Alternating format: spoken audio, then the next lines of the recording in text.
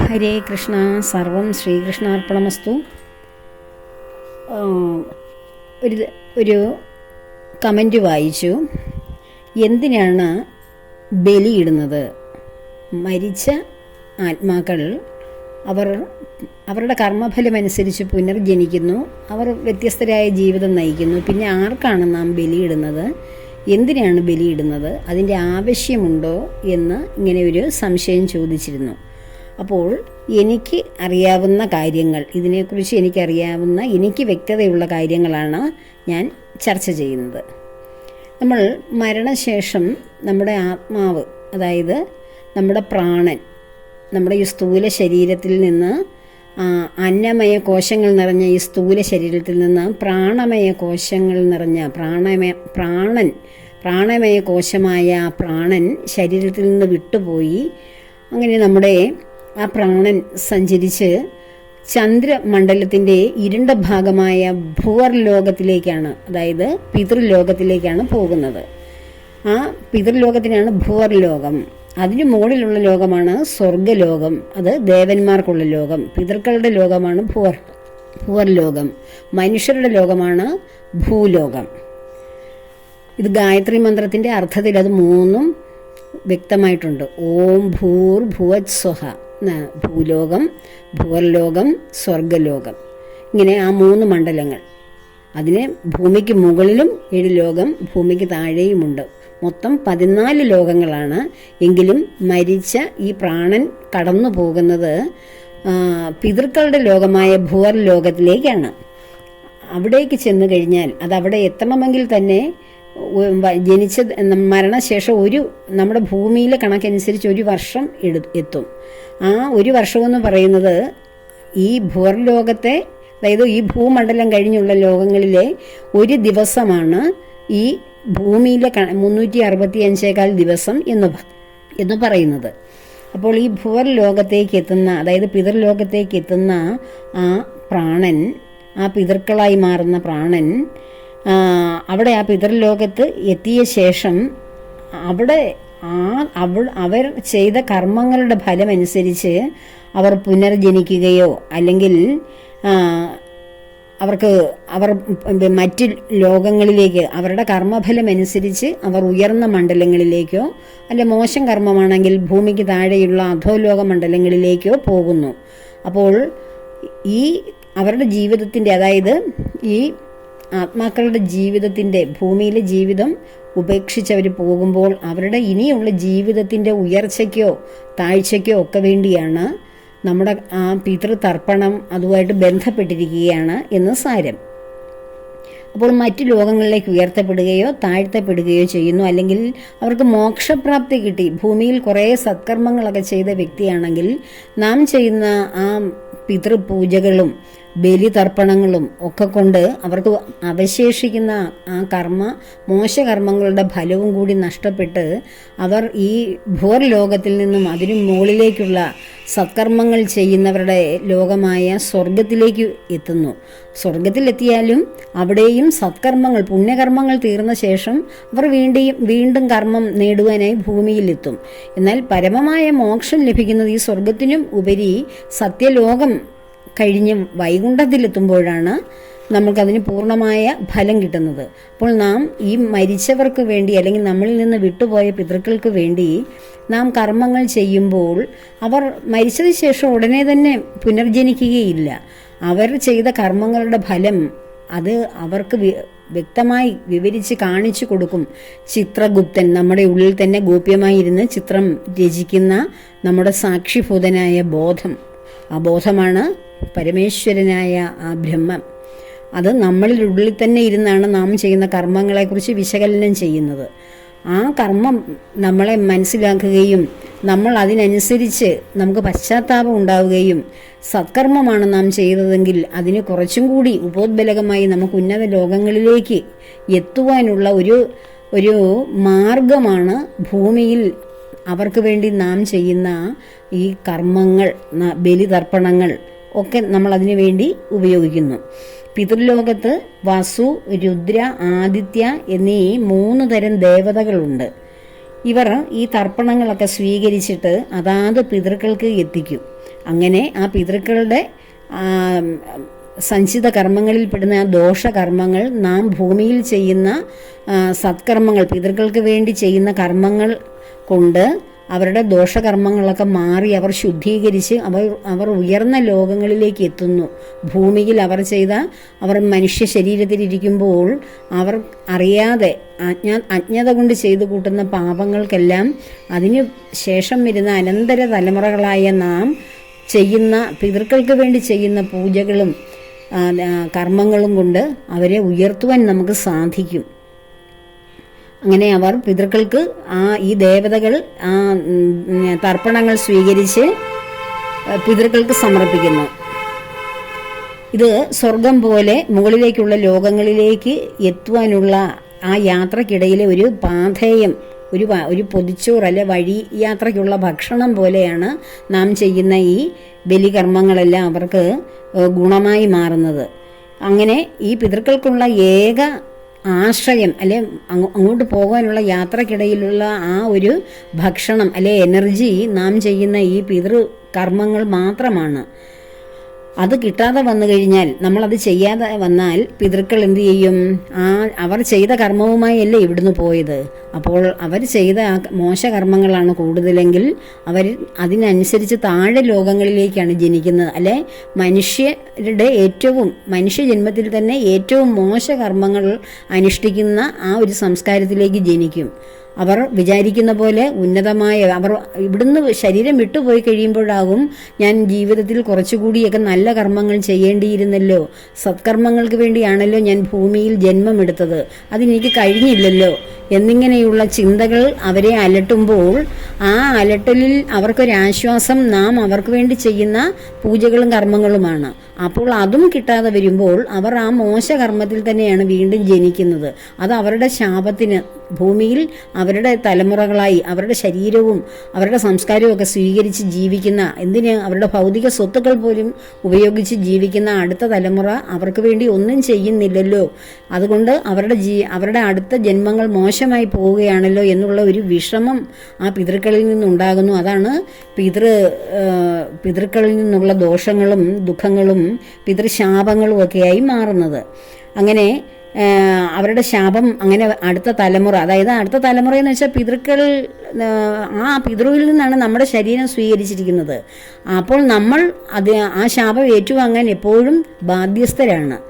അവർക്ക് വേണ്ടി നാം ചെയ്യുന്ന നല്ല കർമ്മങ്ങൾ അവരുടെ ജീവിതത്തെ, ഈ പിതൃലോകത്തു നിന്ന് അവരുടെ ജീവിതത്തെ മേലേക്ക് ഉയർത്തുകയും അവർ വീണ്ടും ഭൂമിയിൽ മനുഷ്യരായി അവരുടെ പുണ്യകർമ്മങ്ങൾ തീർന്നാൽ വീണ്ടും അവർ ജനിക്കുന്നത് സത്കർമ്മങ്ങൾ ചെയ്യുവാനുള്ള ജന്മങ്ങളായി ശ്രേഷ്ഠമായ സംസ്കാരത്തിലും കുടുംബത്തിലുമാവും പിന്നെ അവരുടെ ജനനം. നാം ചെയ്യുന്ന ഈ പൂജകളും ബലിതർപ്പണങ്ങളും ഒക്കെ കൊണ്ട് ഇതൊക്കെ ചെയ്യാതിരുന്നാൽ അവർ ഇവിടുന്ന് ഏത് രൂപത്തിൽ പോയോ ആ രൂപത്തിൽ അവരുടെ സത്ഫലങ്ങളെല്ലാം കഴിഞ്ഞ് മോശ സാഹചര്യത്തിൽ തന്നെ വന്ന് ജനിക്കും. അത് അവർക്കേ അത് മനസ്സിലാവുകയുള്ളൂ. ഇവിടം വിട്ട് കഴിയുമ്പോഴാണ് ഓരോരുത്തരും ഇവിടെ ചെയ്തു കൂട്ടിയ പാപകർമ്മങ്ങളെക്കുറിച്ച് ഓർക്കുന്നതും ഇനിയുള്ള തലമുറ, എൻ്റെ ബാക്കിയെല്ലാം അനുഭവിക്കുന്ന ആ അടുത്ത തലമുറ എനിക്ക് വേണ്ടി എന്തെങ്കിലും നല്ലത് ചെയ്തിരുന്നെങ്കിൽ ഞാൻ ഇവിടെ നിന്ന് ഉയർന്നേനേമല്ലോ എന്ന ചിന്ത അവരിൽ കടന്നു വരുന്നതും. ഈ ബോധം നമുക്കുണ്ടാകണമെങ്കിൽ നമ്മൾ ജ്ഞാനമുള്ളവരായി ഇപ്പോൾ തന്നെ മാറണം. അതുകൊണ്ടാണല്ലോ നമ്മൾ രാമായണ കാലഘട്ടമല്ലേ ഇത്. വാനപ്രസ്ഥ കാലത്ത് ശ്രീരാമചന്ദ്ര പ്രഭു പമ്പാ നദിയിൽ ദശരഥ മഹാരാജാവിന് വേണ്ടി പിതൃതർപ്പണം ചെയ്തതായിട്ട് രാമായണത്തിൽ സൂചിപ്പിക്കുന്നുണ്ട്. പിന്നെ നമ്മൾ മറ്റൊരു സംശയമാണ്, ജലത്തിൽ എന്തിനാണ് പിതൃതർപ്പണം ചെയ്യുന്നതെന്ന്. ഇപ്പോൾ പാതാള ലോകം മുതൽ മുകളിലേക്ക് നമ്മൾ സത്യലോകം വരെയുള്ള 14 ലോകങ്ങളുടെ മധ്യഭാഗത്താണ് ഭൂമി എന്ന് ഞാൻ മുമ്പേ പറഞ്ഞു. നമ്മുടെ ഈ ഭൂമണ്ഡലത്തിന്റെ നേരെ മുകളിലുള്ള ലോകമാണ് ഭൂവർലോകം അല്ലെങ്കിൽ പിതൃലോകം.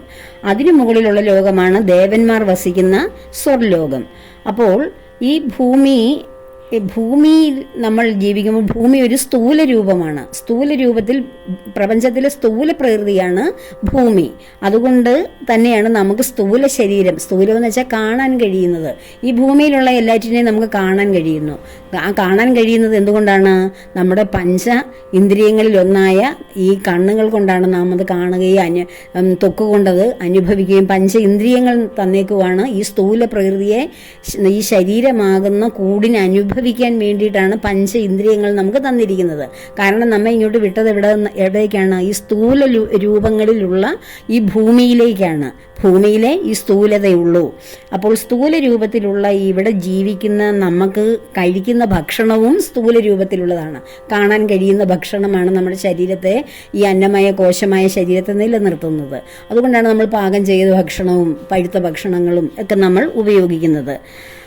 എന്നാൽ ശരീരത്തിനുള്ളിൽ സ്ഥിതി ചെയ്യുന്ന ആ സൂക്ഷ്മ ശരീരം, സ്ഥൂല ശരീരം, സൂക്ഷ്മ ശരീരം, കാരണ ശരീരം, ഇതിനെക്കുറിച്ചൊക്കെ ഞാൻ വളരെ വിശദമായിട്ടത് ഓരോന്നും എന്താണെന്ന് ഒക്കെ ഓരോ മുൻ വീഡിയോകളിലൊക്കെ ചെയ്തിട്ടുണ്ട്. ഇതൊക്കെ മനസ്സിലാക്കുവാൻ അതൊക്കെ വീണ്ടും എടുത്തൊന്ന് കേട്ടു നോക്കുക.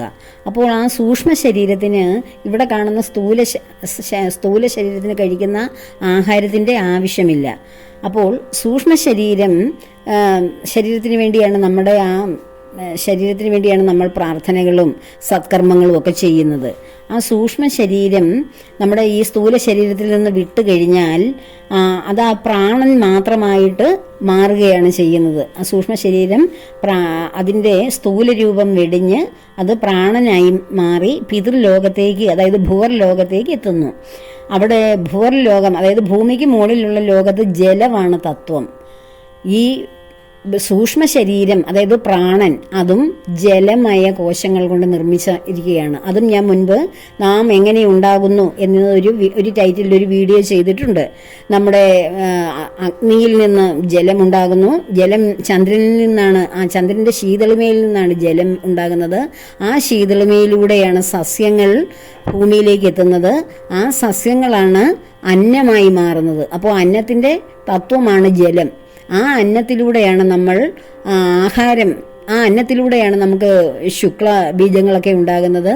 അതിലൂടെയാണ് പ്രാണൻ, ആ സസ്യങ്ങൾ കഴിക്കുന്ന വ്യക്തിയുടെ ശുക്ലമായി മാറുന്ന ആ അന്നം, അതിൽ നിന്ന് പ്രാണൻ ഉണ്ടാകുന്നു. പ്രാണനാണ് പിന്നീട് ഒരു സ്ഥൂല രൂപത്തിലുള്ള ശരീരത്തിലേക്ക്, ഒരു പിണ്ഡത്തിലേക്ക് പ്രവേശിക്കുന്നത്. അപ്പോൾ ജീവന്റെ, അതായത് സൂക്ഷ്മ ശരീരത്തിന്റെ തത്വം ജലമാണ്. അപ്പോൾ ഈ പിതൃലോകത്തിൻ്റെയും തത്വം ജലതത്വത്തിലാണ് ഭൂമിക്ക് മുകളിലുള്ള ലോകങ്ങൾ നിലനിൽക്കുന്നത്. അങ്ങനെ പ്രാണനും ജലതത്വം ഉണ്ടായത് കാരണം ആ ജലതത്വത്തിൽ ജീവിക്കുന്ന ആ പ്രാണന് ആഹാരം കൊടുക്കുന്നതും ജലത്തിലൂടെയുള്ള ഭക്ഷണമേ പറ്റുകയുള്ളൂ. അങ്ങനെ അതുകൊണ്ടാണ് പിതൃക്കൾക്ക് ജലത്തിലൂടെ ഭക്ഷണം കഴിക്കാനാവൂ. നമ്മൾ പിതൃക്കൾക്ക് വേണ്ടി എന്ത് കർമ്മങ്ങൾ ചെയ്താലും അത് ജലത്തിലൂടെയല്ലേ നമ്മൾ ചെയ്യുന്നത്. ജലത്തിൽ കൊണ്ട് ഒഴുക്കുകയും ജലത്തിലാണ് നമ്മൾ പിതൃകർമ്മങ്ങളും ബലികളും തർപ്പണങ്ങളെല്ലാം ചെയ്യുന്നത്. നദീതീരങ്ങളിലും കടലുകളിലും എല്ലാമാണ്. നമ്മൾ ഗംഗാ നദിയിലൊക്കെ ചെന്ന് കഴിഞ്ഞാൽ ആ പിതൃതർപ്പണത്തിന്റെ പ്രാധാന്യം അത് നമുക്ക് അങ്ങനെ തന്നെ മരിച്ചുപോയ പിതൃക്കൾക്കായിട്ട് ഹൈന്ദവർ ചെയ്യുന്ന കർമ്മമാണ് ഈ തർപ്പണം എന്ന് പറയുന്നത്. സ്വന്തം പിതാവ് മരിച്ചവർക്ക് മാത്രമേ ഈ തർപ്പണം ചെയ്യാൻ പാടുള്ളൂ. അതായത് 3 തലമുറയിൽപ്പെട്ട പിതൃക്കൾക്കാണ് നമ്മൾ, ആ 3 തലമുറയിൽപ്പെട്ട പിതൃക്കൾക്ക് വരെയേ ഈ തർപ്പണത്തിൻ്റെ ആവശ്യമുള്ളൂ. നമ്മുടെ അച്ഛൻ മരിച്ചവരാണ് അങ്ങനെ ചെയ്യുന്നത്. അച്ഛൻ്റെ അച്ഛൻ, പിന്നെ മുതുമുത്തശ്ശൻ, അമ്മയുടെ അമ്മ, ആ അമ്മയുടെ ആ മുത്തശ്ശിയുടെ അമ്മ, മുതുമുത്തശ്ശി, ഈ 3 തലമുറക്കാർക്ക് വരെയേ നമുക്ക് ശ്രാദ്ധത്തിൻ്റെ അല്ലെ ബലികർമ്മങ്ങളുടെ ആവശ്യമുള്ളൂ. കാരണം ശ്രാദ്ധം എന്ന് പറഞ്ഞാൽ നമ്മുടെ നമ്മുടെ അച്ഛനോ അമ്മയോ ഒക്കെ മരിച്ച ആ ദിവസമോ അല്ലെങ്കിൽ ആ തിഥി വരുന്ന മരിച്ച നാളോ തിഥിയോ വരുമ്പോൾ ചെയ്യുന്ന കർമ്മമാണ് ശ്രാദ്ധം എന്ന് പറയുന്നത്. ഈ തർപ്പണം എന്ന് പറയുന്ന 3 തലമുറകൾക്ക് വരെയും ആവശ്യമുള്ളൂ. അതിനുശേഷം അതിന് മുമ്പോട്ടുള്ള 7 തലമുറകൾ വരെയും എന്ന് നമ്മൾ പറയുന്നെങ്കിലും ഈ 3 ശേഷമുള്ള 4 പുറകോട്ടുള്ള ആ തലമുറകൾ അതാത് കർമ്മങ്ങൾ അനുസരിച്ച് പുനർജനിച്ചിട്ടുണ്ടാവും. അതുകൊണ്ട് ഈ 3 തലമുറകൾക്കാണ് നമ്മളത് ചെയ്യുന്നത്. അതുപോലെ തന്നെ എല്ലാ മാസത്തിലെയും ഇതിന് കൂടുതൽ പ്രാധാന്യമുള്ളത് എല്ലാ മാസത്തിലെയും കറുത്തവാവ് ദിനങ്ങളിലും അതുപോലെ തന്നെ അതാത് സമയങ്ങളിലെ വാവ് ദിനങ്ങളിലും, എല്ലാ മാസത്തിലെ കറുത്തവാവ് ദിനങ്ങളിലും പിതൃതർപ്പണം ചെയ്യാം. കർക്കിടക മാസത്തിലും തുലാമാസത്തിലും ഉള്ള അമാവാസിയിലാണ് ഇതിന് കൂടുതൽ പ്രാധാന്യം വരുന്നത്. കറുത്തവാവ് എല്ലാ മാസങ്ങളിലും കർത്തവാവ് ദിവസങ്ങളിൽ ചെയ്യാം. അതായത് കർക്കിടക മാസത്തിലെയും തുലാമാസത്തിലെയും അമാവാസികൾക്കാണ് ഇതിന് കൂടുതൽ പ്രാധാന്യം വരുന്നത്. പിന്നീട് ഈ ബലിയെക്കുറിച്ച് മറ്റൊന്ന് പറയാനുള്ളത്, ബലിതർപ്പണത്തെക്കുറിച്ച് പറയാനുള്ളത്, ഉത്തരായന കാലം ഈശ്വരീയമായ കർമ്മങ്ങൾക്കും ദക്ഷിണായന കാലം പിതൃകർമ്മങ്ങൾക്കും വേണ്ടി മാറ്റിവെച്ചിരിക്കുകയാണ്. ഉത്തരായന കാലം എന്ന് പറഞ്ഞാൽ ജാനുവരി മുതൽ ജൂൺ വരെയുള്ള കാലഘട്ടമാണ്. അതിനുശേഷമുള്ള ജൂലൈ മുതൽ അടുത്ത ഡിസംബർ വരെയുള്ള കാലഘട്ടം ദക്ഷിണായന കാലഘട്ടം. ഉത്തരായന കാലഘട്ടത്തിൽ ദൈവികമായ കർമ്മങ്ങൾ നടക്കുന്നു. ദക്ഷിണായന കാലഘട്ടത്തിലാണ് പിതൃക്കൾ, അങ്ങനെ ആ കാലഘട്ടത്തിൽ മരിക്കുന്ന വ്യക്തികളാണ് പിതൃലോകത്തേക്ക് എത്തുന്നത് എന്ന ഒരു വിശ്വാസമുള്ളത്. ദക്ഷിണായന കാലഘട്ടത്തിലെ ആദ്യത്തെ കറുത്തവാവാണ് കർക്കിടകവാവായി നമ്മൾ ആചരിക്കുന്നത്. ദക്ഷിണായന കാലത്തെ ആദ്യത്തെ കറുത്തവാവാണ് നമ്മൾ കർക്കിടകവാവായിട്ട് ആചരിക്കുന്നത്. ഭൂമിയും ചന്ദ്രനും സൂര്യനും ഏതാണ്ട് ഒരേ രേഖയിൽ വരും. ഈ ഗ്രഹണ സമയത്തെ പോലെ തന്നെ ഏതാണ്ട് ഒരേ രേഖയിൽ വരുന്ന ദിവസമാണ് ഈ വാവ് ദിവസങ്ങളെല്ലാം.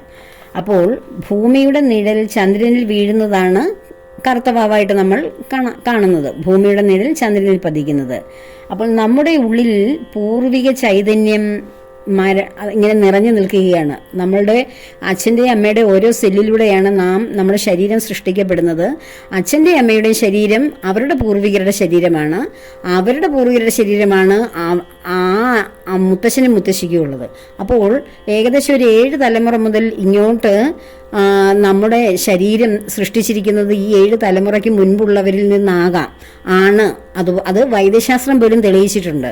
അതുപോലെ തന്നെ നമുക്കും 7 തലമുറ വരെയും സജീവമായ തലമുറയെ സൃഷ്ടിക്കാനുള്ള കോശങ്ങൾ നമ്മുടെ ശരീരത്തുണ്ട്. 32 തലമുറ വരെയും സൃഷ്ടിക്കാം. ഒരു തലമുറയ്ക്ക് 32 തലമുറ വരെയും ഉള്ള ജീനുകൾ, തലമുറകളെ സൃഷ്ടിക്കാനുള്ള ജീനുകൾ എന്ന് ആധുനിക വൈദ്യശാസ്ത്രം രേഖപ്പെടുത്തുന്നുണ്ട്. എങ്കിലും 7 തലമുറ വരെയും സജീവമായ ജീവകോശങ്ങൾ, 7 തലമുറയ്ക്ക് വരെയുമുള്ള സജീവ ജീവകോശങ്ങൾ ഓരോ വ്യക്തിയിലും ഉണ്ട്. അപ്പോൾ ആ അച്ഛനമ്മമാരുടെയും നമ്മളുടെ അച്ഛനമ്മമാരുടെയും അവരുടെ പൂർവികരുടെയും ഒക്കെ അവരുടെ നിന്നെല്ലാം കടമെടുത്തതാണ് നമ്മുടെ ശരീരം. നമ്മുടെ ശരീരത്തെക്കുറിച്ച് നാം ചിന്തിക്കുമ്പോൾ നമ്മുടെ ശരീരം നമ്മുടെ അച്ഛനും അമ്മയും സൃഷ്ടിച്ചതല്ല, പാരമ്പര്യമായിട്ട് നമുക്ക് കിട്ടിയതാണ് ഈ ശരീരവും, ഇതിലെ നന്മയും തിന്മയും രോഗവും എല്ലാം, ആരോഗ്യവും എല്ലാം. അപ്പോൾ നമ്മൾ ഈ ബലി ചെയ്യുന്നതിൻ്റെ മറ്റൊരു വശം കൂടിയാണ് ഞാൻ ഈ പറയുന്നത്. ഇത്രയും നേരം അതിൻ്റെ അനുഷ്ഠാനത്തെക്കുറിച്ചും നമ്മുടെ പൗരാണിക ഭാരതത്തിൽ ബലികർമ്മത്തിൻ്റെ പ്രാധാന്യത്തെക്കുറിച്ചുമൊക്കെയാണ് പറഞ്ഞത്. ഇനി അതിൻ്റെ ഒരു ശാസ്ത്രീയ വശവും കൂടി പറയുകയാണ്.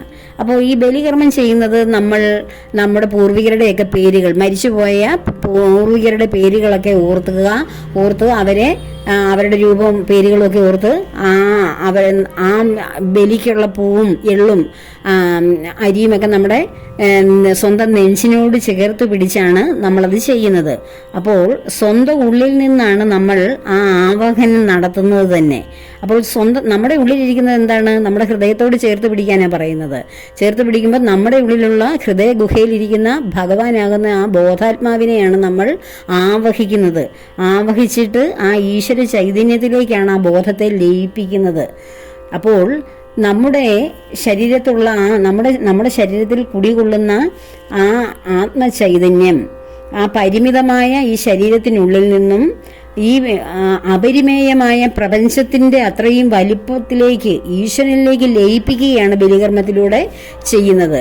അപ്പോൾ ആ ഒരു തത്വമാണ് അതിൽ നിലനിൽക്കുന്നത്. അങ്ങനെ മരിച്ചുപോയ പിതൃക്കൾക്ക് വേണ്ടി മാത്രമല്ല ബലികർമ്മം ചെയ്യുന്നത്, നമുക്ക് വേണ്ടിയും നമ്മളത് ചെയ്യുകയാണ് ചെയ്യുന്നത്. നമ്മളിരിക്കുന്ന ബോധത്തിന് വേണ്ടിയാണ് നാം അത് ചെയ്യുന്നത്. നമ്മുടെ ബോധത്തെ ഉയർത്തി പ്രപഞ്ചത്തോളം വലുതാക്കുക. കാരണം നമ്മുടെ പിതൃക്കളുടെ ജീവനാണ്, അവരുടെ ശരീരമാണ് നമ്മുടെ ഉള്ളിൽ കുടികൊള്ളുന്നത്. അപ്പോൾ നാം തന്നെ നമ്മളിരിക്കുന്ന ആ ബോധത്തെ ഉയർത്തി പരമാത്മ ചൈതന്യത്തിലേക്ക് എത്തിക്കുകയും ചെയ്യുന്ന ഒരു പ്രോസസ്സാണ് ബലികർമ്മങ്ങൾ. അങ്ങനെ നോക്കുമ്പോൾ പിതാവ് മരിച്ചവർ മാത്രമല്ല ബലിയിടാൻ അർഹർ. നമ്മൾ എല്ലാ പിതാവോ മാതാവോ മരിച്ചിട്ടില്ല എങ്കിൽ പോലും ബലികർമ്മങ്ങൾ നമുക്ക് ചെയ്യാം. എൻ്റെ അച്ഛൻ അമ്മ ആരും മരിച്ചവരല്ല. പക്ഷെ എൻ്റെ മക്കളൊക്കെ ചെറിയ കുട്ടികളായിട്ടിരിക്കുമ്പോൾ ഞാൻ എടുത്ത് ഒക്കത്ത് വെക്കുന്ന പ്രായത്തിൽ തന്നെ എൻ്റെ മോനെ സെറ്റുമുണ്ടൊക്കെ ഉടുപ്പിച്ച് ഞാൻ ബലി ഇടിക്കാൻ കൊണ്ടുപോകും ആയിരുന്നു. അത് എന്നോട് ആരും പറഞ്ഞു തന്നിട്ടും ഒന്നുമല്ല, എൻ്റെ ഉള്ളിലിരിക്കുന്ന അറിവ് കൊണ്ട് ഞാൻ ചെയ്തതാണ്. എൻ്റെ കുട്ടികളെ കൊണ്ട് ഞാൻ കടൽ തീരത്ത് പോയി ബലിയിടുന്നിടത്ത് ചെയ്യും, ഞാനും ചെയ്യുമായിരുന്നു. അപ്പോൾ എൻ്റെ അച്ഛനും അമ്മയ്ക്കോ ഒന്നുമല്ല, എൻ്റെ മുത്തശ്ശനെ മുത്തശ്ശിയൊന്നും ഞാൻ കണ്ടിട്ട് പോലും ഇല്ല. കണ്ടിട്ടുള്ളവരുണ്ട്, അതിനു മുമ്പുള്ളവരെ ഒന്നും കണ്ടിട്ടില്ലല്ലോ. പക്ഷേ എൻ്റെ പൂർവ്വ തലമുറയൊക്കെയാണ് ഞാൻ ഓർക്കുന്നത്. ആ മക്കളോടും അങ്ങനെ തന്നെയാണ് പറയുന്നത്. അവരുടെ അച്ഛനമ്മയായി എൻ്റെ അച്ഛനമ്മമാരെ ജീവിച്ചിരിക്കുന്നു, അച്ഛൻ്റെ അച്ഛനമ്മമാരൊക്കെ ഉണ്ട്. എങ്കിൽ പോലും നമ്മൾ ബലിയിടുന്നത് ആ ഒരു തലത്തിൽ നമ്മളിലിരിക്കുന്ന ബോധമണ്ഡലത്തെ ഉയർത്തുവാൻ വേണ്ടിയാണ് ചെയ്യുന്നത്. അതും ശാസ്ത്രീയമായിട്ടും നോക്കുമ്പോൾ അതാണ്. നമ്മുടെ ആത്മീയമായി നോക്കുമ്പോൾ ആദ്യം ഞാൻ പറഞ്ഞ കാര്യങ്ങളെല്ലാം ഇതിലുണ്ട്. ഇനിയും സംശയമുള്ളവർ ചോദിക്കുക, എനിക്കറിയാവുന്ന കാര്യങ്ങൾ വീണ്ടും പറയുന്നതാകും. അപ്പോൾ എല്ലാവർക്കും ഇത് മനസ്സിലായി കാണുമെന്ന് വിശ്വസിക്കുന്നു. അപ്പോൾ എല്ലാ കർമ്മങ്ങളും ഭഗവാന്റെ പത്മപാദങ്ങളിൽ ചേർത്തുകൊണ്ട് ലോകാ സമസ്ത സുഖിനോ ഭവന്തു.